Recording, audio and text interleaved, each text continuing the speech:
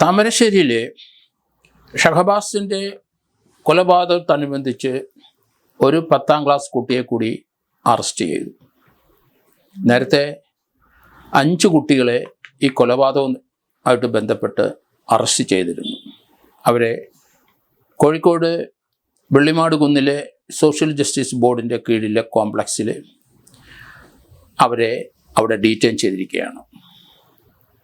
കേരളത്തിലെ കുട്ടികളിലുണ്ടാകുന്ന അക്രമവാസനകളുടെ ഒരു തുടർച്ചയാണ് ഈ ഷഹബാസിൻ്റെ കൊലപാതകം എന്ന കാര്യത്തിൽ യാതൊരു സംശയമില്ല. 2 ഗ്രൂപ്പുകൾ തമ്മിൽ ഒരു ഞായറാഴ്ച അവിടെ ഒരു ട്യൂഷൻ സെൻറ്ററിൽ വെച്ച് വാക്കുതർക്കം ഉണ്ടായി, ഏറ്റുമുട്ടി. പിന്നീട് അത് അടുത്ത വ്യാഴാഴ്ചത്തേന് അത് മാറ്റി പരസ്പരം വെല്ലുവിളിച്ചു. പരസ്പരം അവിടെ വന്ന് അടി നടത്താനായിട്ടുള്ള ഗ്രൂപ്പുകളിലെ സന്ദേശങ്ങൾ പോയി. താല്പര്യമുള്ളവർ 10-15 കുട്ടികൾ അവിടെ വന്നു. 10ാം ക്ലാസ്സിൽ പഠിക്കുന്നവരും +1 പഠിക്കുന്നവരും ഒക്കെ ഉണ്ട്.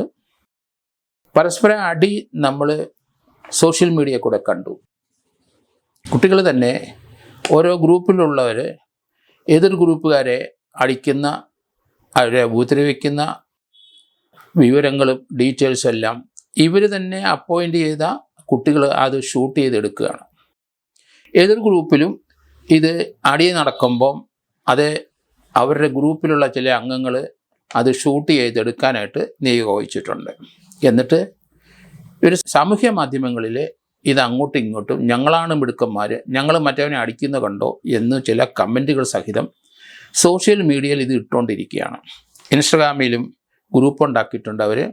അതിൽ ഈ ടെക്സ്റ്റായിട്ടും പോകും, ശബ്ദ സന്ദേശങ്ങൾ പോകും, അതുപോലെ അയക്കുന്ന വാർത്തകൾ എക്സ്ചേഞ്ച് ചെയ്യും മറ്റ് ചില ഗ്രൂപ്പിന്. ഞങ്ങളുടെ ഗ്രൂപ്പാണ് ഏറ്റവും വലുത്. ഇതെല്ലാം സിനിമകളിൽ നിന്നും മറ്റിൽ നിന്നും കുട്ടികൾ പഠിച്ചെടുത്തതാണ്.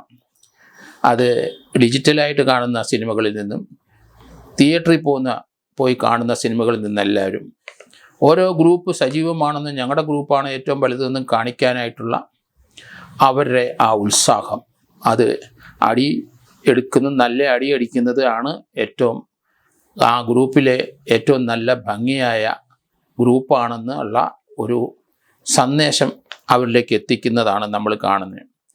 ഇത് സംബന്ധിച്ച് ഉള്ള അടിയുടെ പര്യവസാനം ആണ് ഒരു കൊലപാതകത്തിലേക്ക് വന്നത്.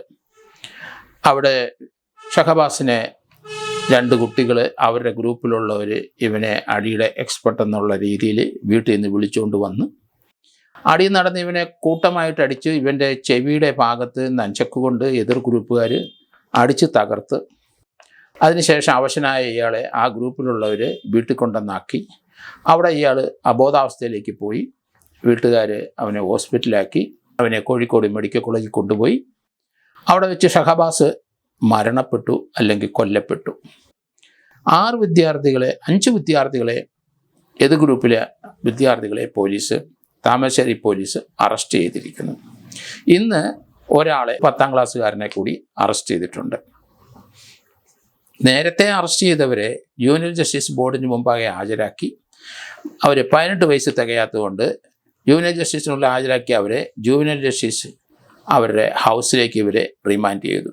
അവരെ ജയിലിലേക്ക് അയക്കില്ല, കാരണം മൈനറാണ് കുട്ടികൾ. അതുകൊണ്ട് ജുവനൈൽ ജസ്റ്റിസ് ബോർഡ് കുട്ടികളുടെ ആയ ജയിലിലേക്ക് അയച്ചു. വെള്ളിമാട് കുന്നിലെ അവരുടെ കോംപ്ലക്സിൽ ഇവരെ ഡീറ്റെയിൻ ചെയ്തു. അടുത്ത മാർച്ച് 15 വരെ റിമാൻഡ് ചെയ്തിരിക്കുകയാണ് അവിടെ. ഇതിനിടയ്ക്ക് ഇവർക്ക് പരീക്ഷ വന്നതുകൊണ്ട് ഇവർക്ക് പരീക്ഷ എഴുതുന്നതിന് കോടതി അനുവാദം കൊടുത്തു. അവരുടെ സ്കൂളിൽ പോയി പരീക്ഷ എഴുതിയാൽ അവിടെ അന്തരീക്ഷം കലുഷിതമാവും. അവിടെ KSU മറ്റ് വിദ്യാർത്ഥി സംഘടനകളും പ്രതിഷേധമായിട്ട് രംഗത്ത് വന്നു. രാഷ്ട്രീയപരമായ പിൻബലത്തോടുകൂടി വലിയ പ്രതിഷേധം അവിടെ അരങ്ങേറുമെന്ന് മനസ്സിലാക്കിയത് കൊണ്ട് വെള്ളിമാട് കുന്നൂർ തന്നെ ഇവർക്ക് 5 പേർക്ക് പ്രത്യേകമായി അവിടെ ഒരു എക്സാം സെൻറ്റർ ഉണ്ടാക്കി അവരുടെ പരീക്ഷ നടത്തുകയാണ്. District child welfare and protection ഓഫീസറുടെ നേതൃത്വത്തിൽ ഇവരവിടെ പരീക്ഷ എഴുതുകയാണ്. ജയിൽ പുള്ളികളെ പോലെ തന്നെ ആയി ഈ കുട്ടികളും. കാരണം അവർ ചെയ്ത കൊലപാതകമാണ്. അവർ ഓരോ ഗ്രൂപ്പിൻ്റെ സാന്നിധ്യം അറിയിക്കാൻ വേണ്ടി പരസ്പരം കലഹിച്ചു. ആ കലഹിക്കുന്ന വിവരങ്ങളും ഇടിക്കുന്ന വിവരങ്ങളും സോഷ്യൽ മീഡിയയിൽ അവർ ഇട്ടുകൊണ്ടിരുന്നു. ഇതൊക്കെ എവിഡൻസ് ആയിട്ട് വന്നു കഴിഞ്ഞു. ഇവരുടെ കുറേ 5 പേരുടെയും ഇന്ന് അറസ്റ്റ് ചെയ്ത ആളുടെ മൊബൈൽ ഫോൺ പിടിച്ചെടുത്തിട്ടുണ്ട് പോലീസ്. ഡിജിറ്റൽ എവിഡൻസ് അതിൻ്റെ അകത്ത് നിന്ന് എടുക്കും. ആര് എങ്ങോട്ട് ടെക്സ്റ്റ് അയച്ചു, ആരെങ്ങോട്ട് മെസ്സേജ് അയച്ചു, അത് മുഴുവൻ പോലീസ് എടുത്തുകൊണ്ടിരിക്കുന്ന രംഗമാണ് കാണുന്നത്. ഇവരെ ഇൻസ്റ്റിഗേറ്റ് ചെയ്യുന്ന ഇവരെ മാതാപിതാക്കളോ അല്ലെങ്കിൽ ആ ഗ്രൂപ്പിലുള്ള ചില മുതിർന്ന ആൾക്കാർ ആരെങ്കിലും ഇൻസ്റ്റിഗേറ്റ് ചെയ്തിട്ടുണ്ടെന്ന് എവിഡൻസ് പോയി അടിച്ചിട്ട് വാടാ എന്ന് പറയുന്ന രീതിയിലുള്ള കമൻറ്റുകൾ, സന്ദേശങ്ങൾ കൈമാറിയിട്ടുണ്ടെങ്കിൽ അവർ തീർച്ചയായിട്ടും ഈ കേസിൽ പ്രതിയാവും. ഇൻസ്റ്റിഗേറ്ററാണ് അവർ ഗൂഢാലോചനയുണ്ട്, 120 വരും, അതുപോലെ തന്നെ 107 IPC ഒഫൻസാണ് അവർ ചെയ്തിരിക്കുന്നത്. അതുകൊണ്ട് അതിൻ്റെ കറസ്പോണ്ടിങ് ആയ BNS ഒഫൻസുകളും പോലീസ് ഇടും. ഏതായാലും താമരശ്ശേരി പോലീസ് വളരെ കർക്കശമായ ചില നടപടിയിലേക്ക് പോകുന്നത് കാണുന്നത് സന്തോഷകരമാണ്. കുട്ടികളാണെന്നുള്ള മനോഭാവമൊന്നും വേണ്ട. 12 വയസ്സിന് മുകളിലോട്ടുള്ള കുട്ടികൾ മർഡർ ചെയ്താലും അത് വലിയ ആൾക്കാർ ചെയ്യുന്ന മർഡർ പോലെ തന്നെ അതിൻ്റെ ട്രയൽ ഉണ്ടാവും. അത് തീർച്ചയായിട്ടും അത് ജുവനൈൽ ജസ്റ്റിസ് ബോർഡ് ആയിരിക്കും അത് നടത്തുന്നത്. അതുകൊണ്ട് 12 വയസ്സിന് മുകളിലോട്ടുള്ള കുട്ടികൾക്ക് ഒരു പ്രൊട്ടക്ഷൻ ഉണ്ടെന്ന് ആരും കരുതരുത്.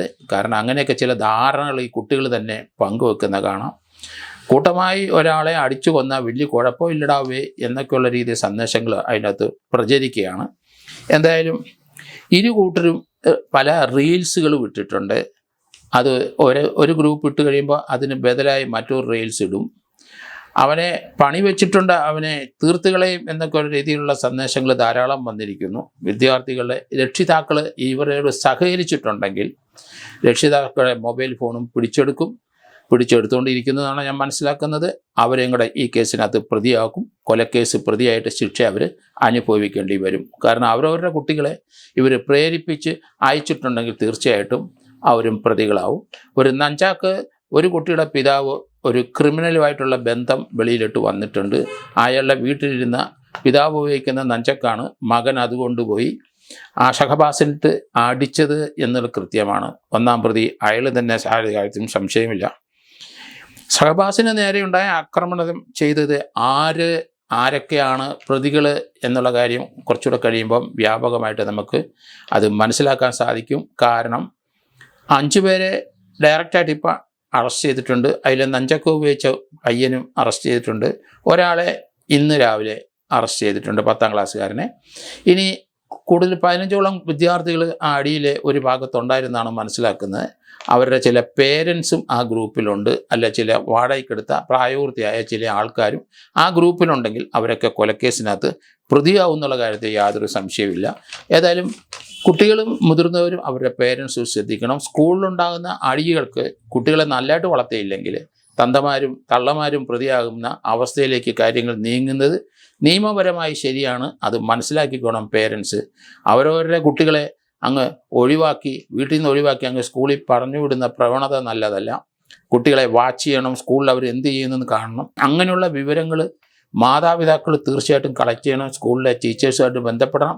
തൻ്റെ മകനോ അല്ലെ മകൾ അവിടെ എന്താ ചെയ്യുന്നതെന്ന് മാസത്തിൽ ഒരു പ്രാവശ്യമെങ്കിലും പേരൻസിൽ ഒരാൾ, അമ്മയോ അപ്പനോ അതാത് സ്കൂളിൽ പോയി അവരുടെ പ്രിൻസിപ്പളിനെ അല്ലെങ്കിൽ അവരുടെ ക്ലാസ് ടീച്ചേഴ്സിനെ കാണുന്നത് ഉചിതമായിരിക്കും. ഇല്ലെങ്കിൽ അവർ കൊലക്കേസ് പ്രതിയാകുന്ന മാത്രമല്ല അപ്പനും അമ്മയും കൂടെ പ്രതിയാകും. അതുകൊണ്ട് വളരെ മോശമായ ഒരു സിറ്റുവേഷനിലേക്കാണ് കേരളത്തിലെ കുട്ടികൾ പോകുന്നത്. അതുകൊണ്ട് എല്ലാവരും ശ്രദ്ധിക്കണം ഈ കാര്യം. കുട്ടികളെ സ്കൂളിൽ പറഞ്ഞു വിട്ട് വീട്ടിലെ ശല്യം ഒഴിവാക്കാമെന്ന് വിചാരിക്കരുത്. നിങ്ങളും കൊലക്കേസിൽ പോവും. ആ ഒരു ഡ്രഗ്സ് വിറ്റാൽ അതിനകത്ത് മാതാപിതാക്കളും പ്രതിയാവും. ഇപ്പം ഇവരെ പരീക്ഷ എഴുതിപ്പിക്കാൻ പാടില്ല എന്ന് പറഞ്ഞ് പ്രതിഷേധം ഉയർത്തിയത് നമ്മൾ കണ്ടു. ശക്തമായ പ്രതിഷേധം വിദ്യാർത്ഥി വിഭാഗത്തിൽ തന്നെ ഉണ്ടായിക്കൊണ്ടിരിക്കുന്ന കാഴ്ചയാണ് കാണുന്നത്. ഇതിനകത്ത് നമുക്കറിയാം, നേരത്തെ കോപ്പി അടിച്ചതിന് ഡീബാർ ചെയ്യുന്നത് 1 വർഷം 2 വർഷം 3 വർഷമൊക്കെ ഡീബാർ ചെയ്ത് കുട്ടികൾ പഠിക്കാൻ മേലാതെ കേരളത്തിൽ ഇന്നുമുണ്ട്. കാരണം അവർ ചെയ്ത കുറ്റത്തിൻ്റെ പ്രതിഫലമാണ് ആ ഡീബാർ. എന്നാൽ ഇവിടെ ഇപ്പോൾ സംഭവിച്ചിരുന്ന കൊലപാതകം ചെയ്തിട്ടും അടുത്ത ദിവസം തന്നെ പരീക്ഷ എഴുതാൻ അനുവദിച്ചത് അതത്ര ശരിയായില്ലെന്ന് എനിക്ക് തോന്നുന്നു. കാരണം ഏത് കാര്യമായാലും ശരി, അവരെ എന്ത് കൊലപാതകം ചെയ്താലും അവർക്ക് പരീക്ഷ എഴുതാൻ കാര്യങ്ങളുമായിട്ട് മുന്നോട്ട് പോകുന്നൊരു ചിന്ത കുട്ടികളുണ്ടാക്കും. ഒരു 2-3 വർഷം അവരുടെ 10ാം ക്ലാസ് പരീക്ഷ തടഞ്ഞു വയ്ച്ച് അല്ലെങ്കിൽ അത് പരീക്ഷ എഴുതാൻ അനുവദിക്കാതെ ഡീബാർ ചെയ്ത 3 വർഷം വരെ കോംപ്ലക്സിൽ അല്ലെങ്കിൽ വിദ്യാഭ്യാസ രംഗത്ത് പഠിക്കാൻ കഴിയില്ല എന്നുള്ള കാര്യങ്ങളാണ് ഇതുവരെ നമ്മൾ കണ്ടത്. ഇവിടെ കൊലപാതകം ചെയ്തതിൻ്റെ പിറ്റേ ദിവസം തന്നെ പരീക്ഷ എഴുതാൻ അനുവദിച്ചത് അത് ശരിയായ ഒരു നടപടിയാണോ എന്ന് അധ്യാപകരും അതുപോലെ തന്നെ ഈ എഡ്യൂക്കേഷൻ രംഗത്തുള്ളവരും ചിന്തിക്കണം. ഒരു 1-2 വർഷത്തിന് അയാളെ പരീക്ഷയിൽ നിന്ന് മാറ്റി നിർത്തിയിട്ട് പിന്നീട് അയാൾക്ക് ചാൻസ് കൊടുത്തോളൂ. അതായിരുന്നു ഉചിതമായ നടപടി എന്നാണ് എനിക്ക് തോന്നുന്നത്. ഏതായാലും താമരശ്ശേരി GVSSലെ 10ാം ക്ലാസ്സിലെ ഒരു വിദ്യാർത്ഥിയെ കൂടി ഇന്ന് അറസ്റ്റ് ചെയ്തിട്ടുണ്ട്. ഇപ്പം 6 വിദ്യാർത്ഥികളാണ്. ഈ അവരുടെ ഡിജിറ്റൽ എവിഡൻസുകളും ഫോണുകളും പിടിച്ചെടുത്തതിൽ നിന്ന് വരുന്ന തെളിവനുസരിച്ച് അതിന് ഒരു അഡ്മിൻ ഉണ്ടാവും ഓരോ ഇൻസ്റ്റാഗ്രാമിലും. ആ അഡ്മിനും പ്രതിയാകണം. അഡ്മിനും മാത്രമല്ല, അവരുടെ കൂടെ ചേർന്ന മുതിർന്നവരും കൂലിക്ക് വന്നവരും ഒക്കെ പ്രതിയാവും ഈ കേസിൽ. അതിനെ താമരശ്ശേരി പോലീസ് കൃത്യമായ ആ രീതിയിലേക്ക് അന്വേഷണം നീട്ടിയെന്ന് മനസ്സിലാക്കുന്നതിൽ വലിയ സന്തോഷം തോന്നുന്നുണ്ട്. നീതി നടപ്പാക്കുന്ന അങ്ങനെയാണ്. അതുകൊണ്ട് ആരെയും ഇതിനകത്ത് രക്ഷപ്പെടുത്താൻ രാഷ്ട്രീയപരമായിട്ട് അനുവദിക്കാൻ പാടില്ല. ഏത് കുട്ടിയായാലും ശരി, അവരുടെ പേരൻസ് ഇതിന് ഇൻസ്റ്റിഗേഷൻ കൊടുത്തിട്ടുണ്ടെങ്കിൽ അവരെ കൂടെ പ്രതിയാക്കിക്കൊണ്ട് തന്നെ മുന്നോട്ട് പോകണം പോലീസ് എന്നാണ് ഞാൻ കരുതുന്നത്.